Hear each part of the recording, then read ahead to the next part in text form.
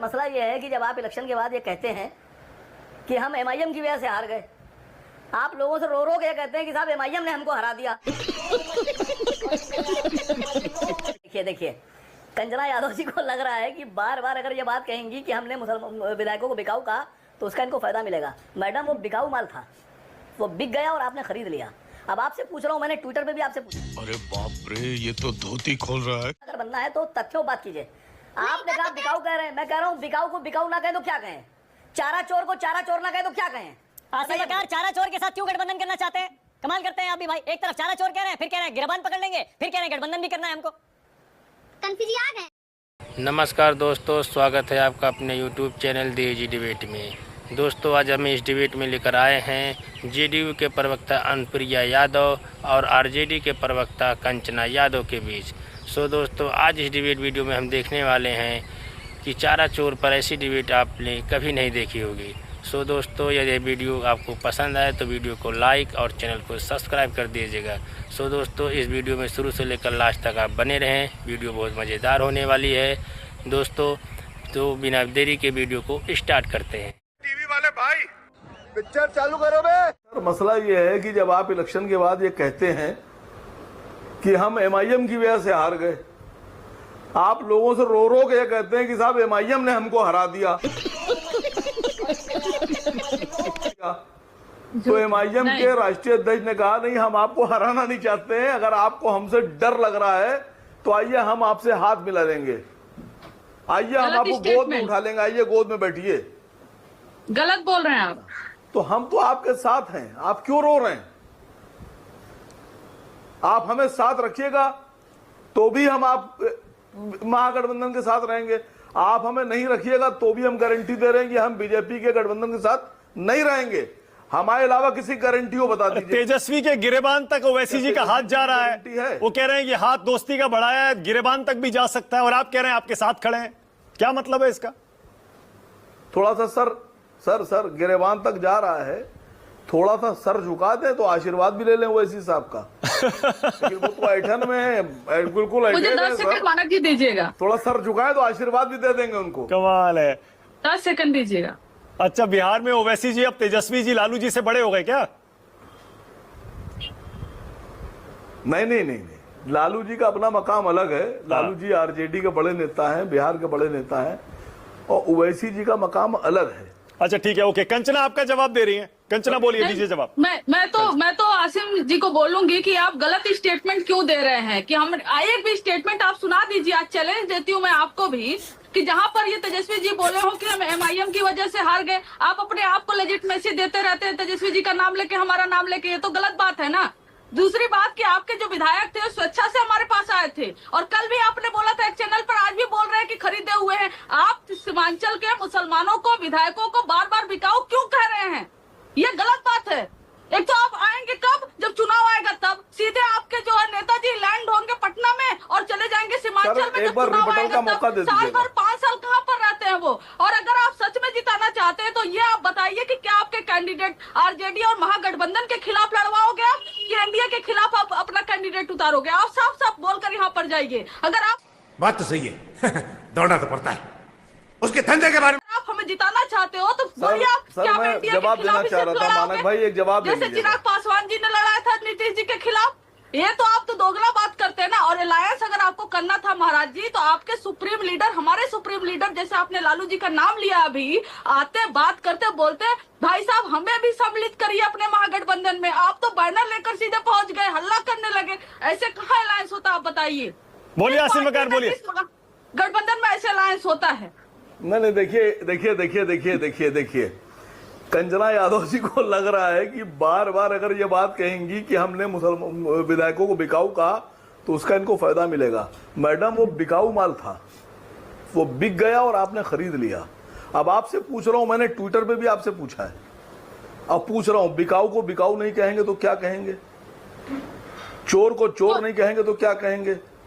चारा घोटाले वाले को चारा खोर नहीं कहेंगे तो क्या कहेंगे? अरे बाप बेमान को बेमान नहीं कहेंगे। अरे बाप रे, ये तो धोती खोल रहा है। कहेंगे तो क्या कहेंगे? तो क्या कहेंगे? एक काम करिए ना, जिसने चारा खाया उसको चारा खोर कहेंगे ना। ये क्या कहेंगे?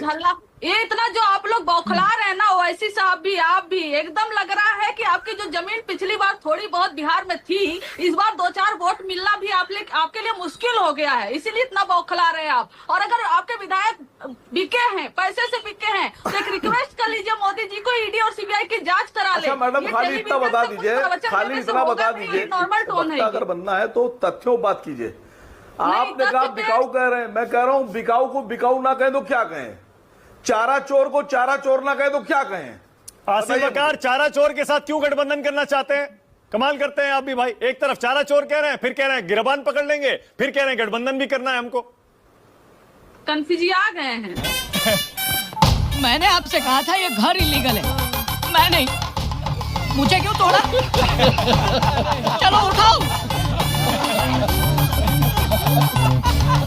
एक बहुत नॉर्मल वर्ड यूज होता है बिहार में, कंफ्यूजियाना। ये हो रहा है इस वक्त, तो मसला ये हो रहा है किसको क्या कहें। अब मसला ये है किसको क्या कहें, समझिए बात को। मैडम आपको अगर इतनी मोहब्बत है तो जो बिकाऊ थे उनको टिकट दीजिए वापस। ओके अनुप्रिया, टिकट अनुप्रिया हम उनकी अनुप्रिया पहले ये ओवैसी जी पर जरा बताइए, पैरवी कर रहे हैं ये ओवैसी और आरजेडी के बीच, फिर आपको समझ में आएगा ये बिकाऊ थे कि नहीं थे। अनुप्रिया, ये कंचना यादव और आसिम वकार के बीच जो ये बहस चल रही है, तीखी खट्टी, इसमें मिठास तो है नहीं, खट्टी है ना, ये तो पूरी अब कड़वी हो गई ना ये। अनुप्रिया, कैसे कैसे लोग रहते हैं यार। यह एक तरफा प्रेम है कि दो तरफा प्रेम है, ये तो बिहार की जनता जान रही है, लेकिन इन सभी का प्रेम वोटरों से है, वोट से है, ये प्रेम बिहार की जनता जानती है और इनका प्रेम इन्हीं को मुबारक। अब आज के विषय पे रहते हैं मानक जी, बहुत ही मुझे लगता है गंभीर विषय है जिसपे बिहार की जनता जानना चाहती है कि आखिर इतना देर क्यों लग गया कांग्रेस को, और इतनी देर में आकर के ईबीसी की बात कर रहे हैं। इनके पूरे शासन काल के इतिहास पे जरूर नजर देखना चाहिए बिहार की जनता को और देश की जनता को। इनके पिताजी या इनकी दादी या इनके नाना जो भी हैं, सभी लोगों ने, चाहे काका कालेकर आयोग के द्वारा जिस तरह से आरक्षण की बात हुई उसको ठंडे बस्ते में डालना, मंडल कमीशन के द्वारा जिस तरह से ओबीसी आरक्षण की बात हुई उसको नजरअंदाज करना, ये तो इनका इतिहास रहा है। और यहाँ अभी कंचना जी ने आपके शो में यह कहा कि देखिए ये चूक नहीं हो जाए, कि सरकार बनने में कहीं हमारी चूक नहीं रह जाए, इसलिए ईबीसी की चर्चा करना जरूरी है। यह बिहार की जनता अब समझ गई कि इनके लिए सत्ता कितनी महत्वपूर्ण है। लेकिन मैं आज कंचना जी आपको बता दूं कि जो 20 साल बाद और 20 साल, सुन लीजिए मैं कांग्रेस को लेकर बोल रही थी, कांग्रेस की वजह से ब्लेम किया जाता है, मैं उसको लेकर, आप गलत इंटरप्रेट कर रही हैं। हाँ ठीक है, नहीं सब क्या देखना पड़ रहा है, अच्छा है मैं अंधा हूँ। ठीक है भाई, आपको भी आजादी है, मुझे भी आजादी है। आपने कह दिया भाई कि आखिरकार आपने माना, और कांग्रेस ने इसलिए ईबीसी पे चर्चा की। इसलिए मैं बार बार कहती हूं मानक जी कि ये ऐसे दल हैं कांग्रेस और आरजेडी जिसमें परिवार की राजनीतिक को और परिवार के लोगों को आगे बढ़ाने की एकमात्र मंशा होती है। बिहार की जनता या देश की जनता इनके लिए प्राथमिकता नहीं है, या उनके किसी भी, चाहे वो महिला की बात की जाए, चाहे वो ईबीसी और ओबीसी की बात की जाए, चाहे वो अल्पसंख्यक की बात की जाए, इनके लिए इनके वोट और वोट बैंक की राजनीति करते हैं। और इसीलिए हमारे नेता साफ कहते हैं कि हम वोट की चिंता नहीं करते, हम वोटरों की चिंता करते हैं। अब देखिए मजबूरी क्या है कांग्रेस और आरजेडी की, पूरे नीतीश कुमार जी के शासनकाल को और 20 साल के साथ शानदार शासनकाल को, मानक जी मुझे तो हक है और मैं बोलूंगी कि शानदार शासनकाल में जिस तरह से महिला से लेकर के अनुसूचित जाति जनजाति के लिए नीतीश कुमार जी ने आरक्षण के माध्यम से या योजनाओं के माध्यम से उन्हें शैक्षणिक, राजनीतिक और सामाजिक रूप से जो मजबूती की है, वो मिसाल पेश की है, और उसी मिसाल ने इनके सर को दर्द बढ़ा। अंदर से मालूम था तू लाइफ में कुछ करेगा। बढ़ा दिया है। अब देखिए जननायक कर्पूरी ठाकुर जी के आइडियोलॉजी की बात आजकल कर रहे हैं, आजकल उनके जननायक के उपाधि को भी चुराते हैं और उनके काम को नजरअंदाज भी करते हैं। एक बात मैं कहूंगी, नीतीश कुमार जी ने अपने शासनकाल में 2005 में जब उन्होंने बिहार की सत्ता संभाली थी, 2005 से 6 में ये अति पिछड़ा के लिए जो नीतीश कुमार जी ने अपने शासनकाल में जो खर्च किया था, वो बजट था 40.05 करोड़ का, और आज वो बजट वर्तमान में वह 2012.45 करोड़ है बिहार में, जिसमें अनुसूचित जाति, अनुसूचित जनजाति के कल्याण के लिए। ये बताइए, एक मिनट समय दीजिएगा। हाँ। मुझे 1 मिनट में आऊंगा आपके सवाल पे। हाँ। देखिए अनुसूचित जाति जनजाति के विद्यार्थियों को पढ़ने के लिए, क्योंकि जिस तरह से आरक्षण की सीमा में कटौती थी, या उनको सामाजिक रूप से या पारिवारिक रूप से उनको मनोबल इनकी टाइट नहीं होती थी कि वो शिक्षा ग्रहण करें। नीतीश कुमार जी ने सिर्फ महिलाओं को नहीं, अनुसूचित जाति जनजाति में आने वाले विद्यार्थियों को, प्रथम और सेकंड श्रेणी में आने वाले व्यक्तियों को प्रोत्साहन राशि दी है। अच्छा सुनिए ना अनुप्रिया, थोड़ा ये कांग्रेस आरजेडी में सब ठीक है क्या? आपको तो पता होगा, आप तो वहीं रहती हैं। क्या चल रहा है अंदर इनमें? झगड़ा चल रहा है क्या? खींचतान चल रही है क्या? अरे देवा, ये गड़बड़ है बाबा। देखिए, मैंने फिर कहा कि ये वोट चोरी की यात्रा तो थी नहीं, ये यात्रा थी कांग्रेस को मजबूत करने की यात्रा।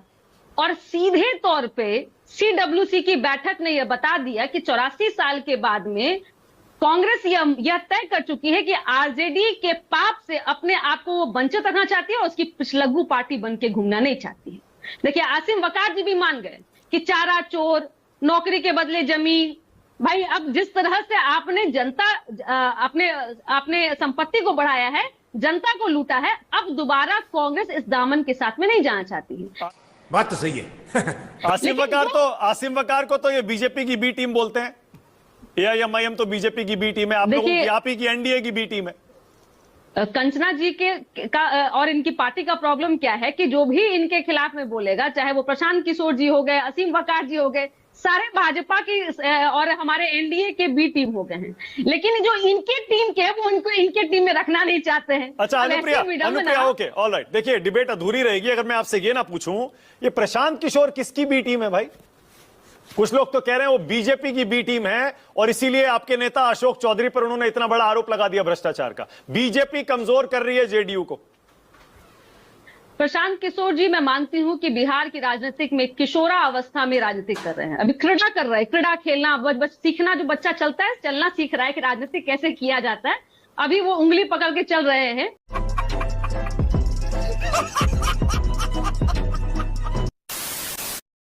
सो दोस्तों, हमें उम्मीद होगी कि यह वीडियो आपको बहुत पसंद आया होगा। यदि आपको यह वीडियो बहुत पसंद आया होगा तो दोस्तों वीडियो को लाइक और चैनल को सब्सक्राइब कर दीजिएगा। दोस्तों, यदि इस डिबेट वीडियो के बारे में आपकी क्या राय है, आप हमें कमेंट बॉक्स में ज़रूर बताइएगा। सो दोस्तों, फिर मिलते हैं एक और नएदार धमाकेदार वीडियो के साथ। तब तक अपने परिवार का ख्याल रखें। जय हिंद, जय भारत।